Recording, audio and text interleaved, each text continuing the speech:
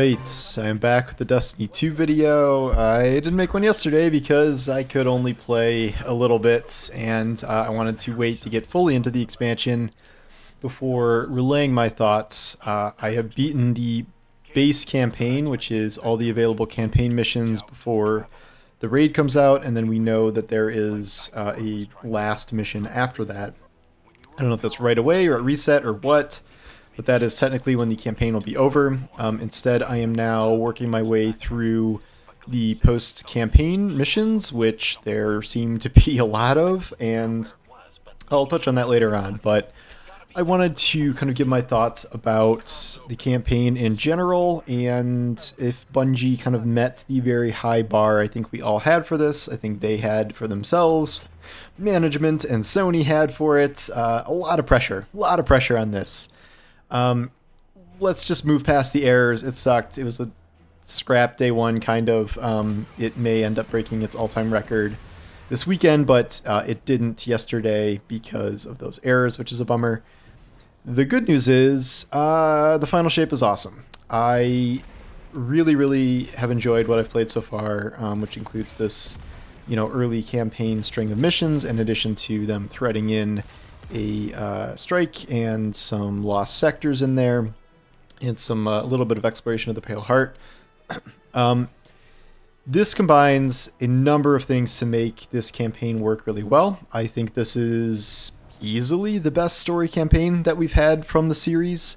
We all have very fond memories of something like Forsaken, although that at its core was just, kill these couple of different bosses in the Tangled Shore. And it was a little more straightforward. Mission design was pretty straightforward. The Witch Queen, that's when things kind of really started to kick into high gear with the Legendary campaign. I do not think that anything can ever, for me, top the story moment of Savathun, prostrating herself before the Traveler and getting resurrected. That was an all-timer. Though on the whole, I think this story is probably better start to finish, and then I very much think the actual content of the missions, the structure, the gameplay, is better than anything we've seen, bar none. Unlike my written review, I am going to get into spoilers here. I try to be pretty vague in that written review, but if you're all the way here and want to watch a full video about the final shape, I'm going to talk about spoilers. You don't have to watch it if you don't want to. But the only footage I'm showing here is of lost sectors, so it's not really spoilery footage per se, but just in case you wanted to get a heads up on that up front. I would suggest just not really watching anything, just playing through the campaign yourself. It's pretty long.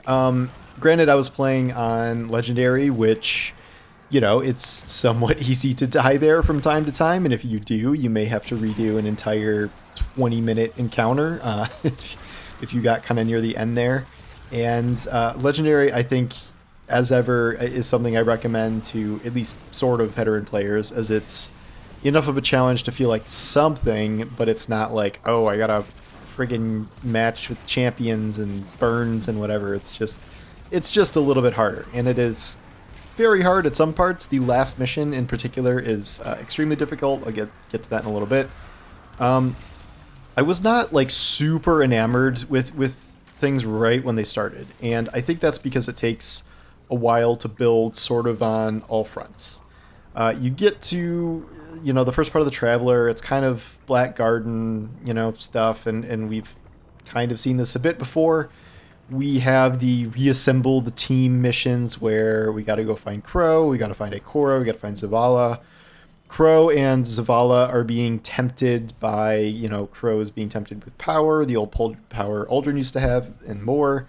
Zavala is being tempted with the resurrection of his family, and I'm like, didn't we do this already in Season of the Haunted, where they dealt with this trauma and kind of came to terms with it? It felt like a little bit of a retread.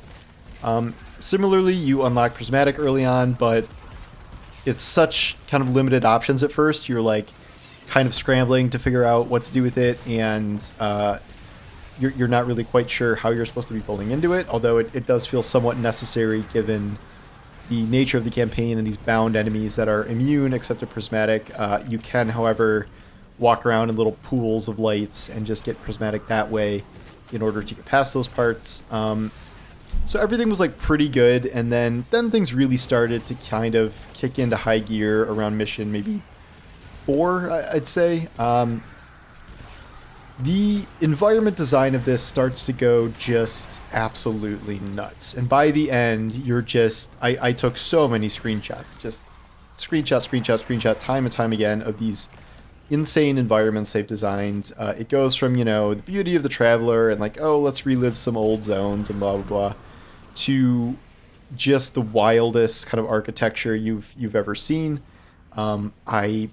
It's hard to even find anything to compare it to. It's like sci-fi horror at a level that I can't remember seeing in games outside of like, it's not like gross aliens and blood. It's just these like deeply unsettling hands and fingers and like, sliced up cube faces everywhere. And they just went kind of absolutely crazy with the environment design in the final shape, to the point where it's definitely the best designed environment I think I've seen. I'm not sure about how functional it is as a patrol space. I think some of the post-campaign missions are indicating I'm going to be doing some things to unlock more fast travel points or something, but it's pretty linear, so that's different. But far and away, I think the thing I am most impressed with the entire campaign, and I guess the expansion so far, is the environment design.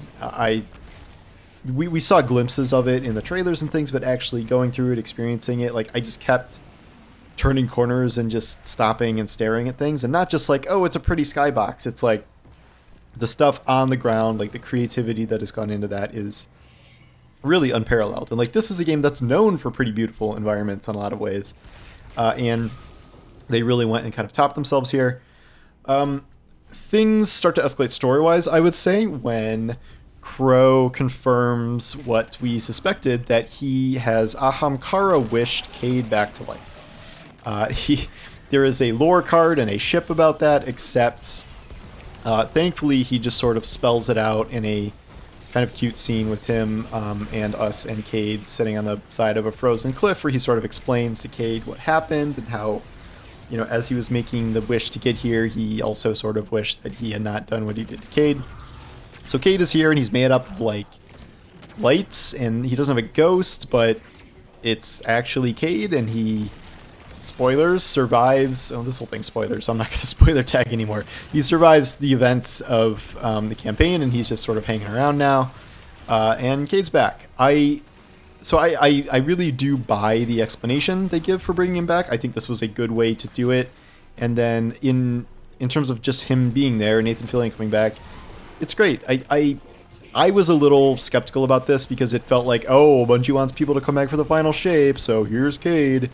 It felt a little cheap and like gimmicky and sort of desperate, but in practice, the reason for him coming back, the actual what it feels like to have him back, it's great. I can't say it's anything but great, and I'm happy to see it. The game does some really interesting stuff with Zavala, in that of everyone, Zavala is the most tempted by the Witness in the Darkness and kind of goes off the deep end the longer we go into the game. This may seem sort of out of character for Zavala, but if you've been keeping up with seasonal content, you know that like Zavala has become increasingly disillusioned with the Traveler, who, like, as he says in the campaign, takes and takes and takes and just wants to take more and gives nothing in return, just silence. That was sort of the whole thing the Witness did, where, the Witness's civilization didn't like the Traveler because it gave them power, but it never gave them any direction or guidance. So Zavala is kind of going through a similar crisis. It ends with him being so tempted by the Witness that he's like absorbed by the darkness, but then his ghost, Targe? I don't know, comes in and stands up to the Witness. The Witness, of course, grabs him and crushes him and blows him up. So now, in addition to Cade not having a ghost, Osiris not having a ghost, Eris not having a ghost, we now have Zavala, who also does not have a ghost. Zavala is now immortal, which he's not super pleased about. The good news is that sort of snaps him out of it, and after that, he's not like super evil Zavala or something. Like, Zavala is not the final boss fights of this campaign the way some thought it might be. That would be pretty insane, but that is not what happened. But it was a good arc for Zavala. It is very, very sad that Lance Reddick was not here to be able to voice that, given what a significant expansion this is for Zavala. But Keith David subbing in did a really good job. I don't know how he could have done a better job in the circumstances that we have. So that is certainly something that panned out pretty well. The mission design is excellent. They have all these raid light mechanics that make combat encounters more interesting than just clear 3 waves of enemies. There's, you know, death air breathing that you have to like trigger a certain thing to avoid. There's depositing dark motes and then using the Aegis to kill things and deposit light motes. There's using the Aegis to blow up immune shields. There's using the Aegis to protect yourself from damage. The Aegis is pretty central as a focus of mechanics here, but there are a good amount of these, and then they all sort of combine into the last mission. Just the design, the areas these missions will take you to, it's in combination with, it's fun to play, but also, you know, it's gorgeous to look at. And that's why I think there's nothing like this. It also helps, I think, that there's a lot of enemy diversity here, because when you think about most of these campaigns, it's like they pick 2 enemy races, and you're like, okay, well, that's pretty much done. And, you know, but here we have all of the forces that are aligned with the Witness. You know, Taken, Scorn, eventually even, Hive, House Salvation, I think there's some Red War Cabal in there too somewhere. It's you know, Soul Divisive Vex. It's all of them. You fight all the races, including the Dread. The Dread is the new enemy race, and I like them. It is a little... They do feel like 90% Scions, like just the way they look, the way they're zipping around, and like I know they're sort of modified Scions. The only really new enemy feels like the flying bat guy. Even the blade hand guys sort of feel like Marauders from the Fallen. This feels like this could have been a race that had more time in development rather than something like, oh shit, we got to make the final shape more appealing, let's make a new race. That said, they are very dangerous. They are probably the most dangerous enemy faction based on their powers, especially, I don't know all their names yet, but like we already have Tormentors. Tormentors are plenty dangerous, and you fight a good amount of them in the campaign. But these Subjugators, the ones that are larger and tankier and have lightness and dark powers, like Tormentors, you essentially can barely damage them unless you're hitting their crit spot, which in this case is their face, but that really does not work well for my, you know, preferred rocket sidearm method of shooting things, so you want more precision damage. The Stasis one will spawn a bunch of stasis crystals around you and then snap and explode, and they will kill you some of the time, at least on Legend. The large Subjugator can actually, the Strand one can actually suspend you. Not great being suspended in PvE with, you know, 8 guys surrounding you and nuking you. Both of these, you know, essentially 2 of these were the final boss of the campaign, where you're fighting the Witness, but the Witness is kind of immune and just shooting you with shards of Pyramid, where the things you're actually trying to kill are these 2 Subjugators of each element, and they are tanky, and they will potentially one-shot you, depending on what you're doing. That final fight was extraordinarily difficult, I thought, on Legend, until I kind of got a strategy down.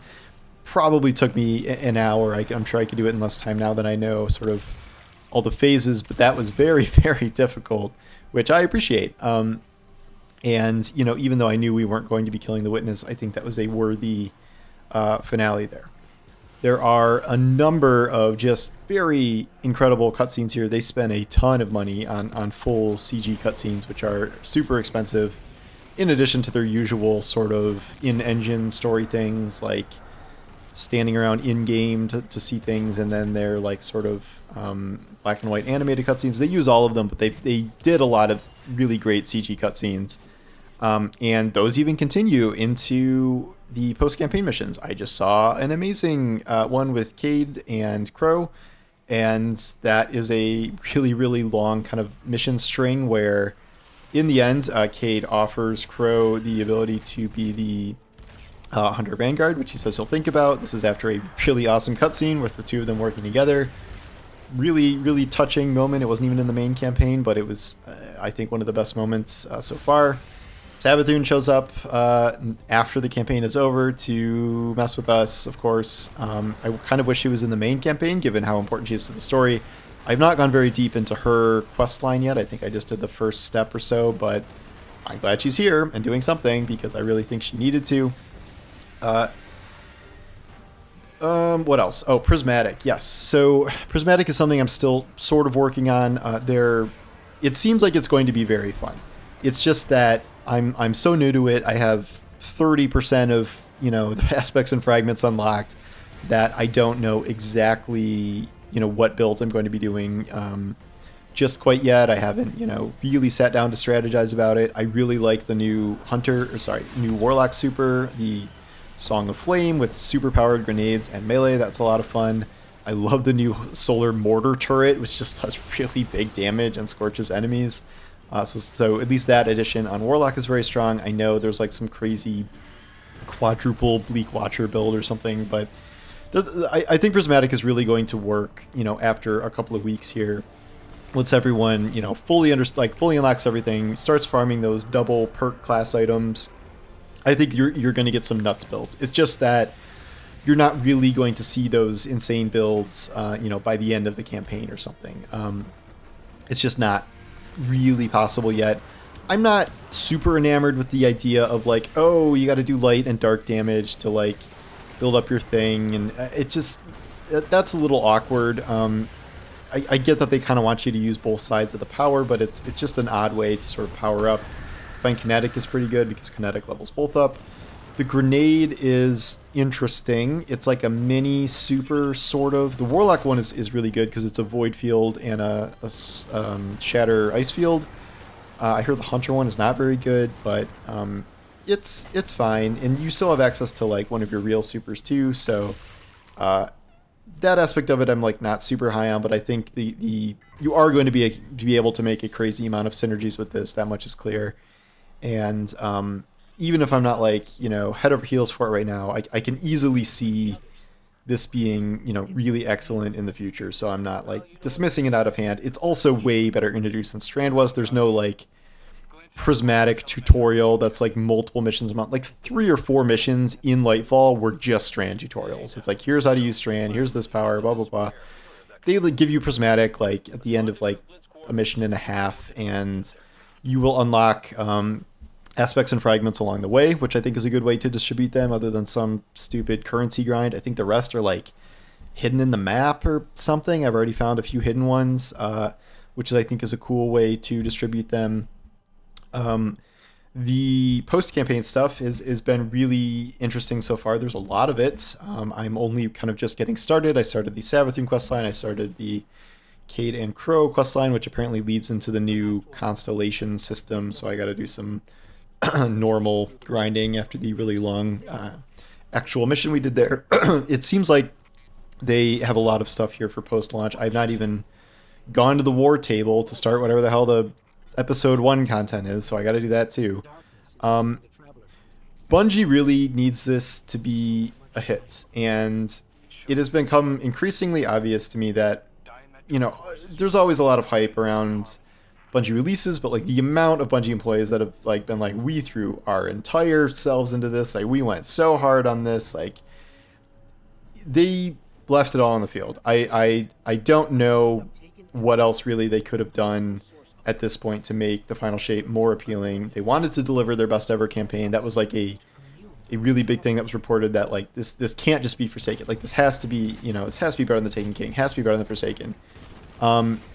In the context of the game, like you could say, oh, well, the Taken King was more transformative from base Destiny 1, or Forsaken was more transformative from base Destiny 2. And like, well, that may be true. This also speaks to like Destiny 2 has improved over the course of many expansions. So like this is not a totally new game from a year or two ago, but pound for pound, this is the best expansion in a number of different aspects.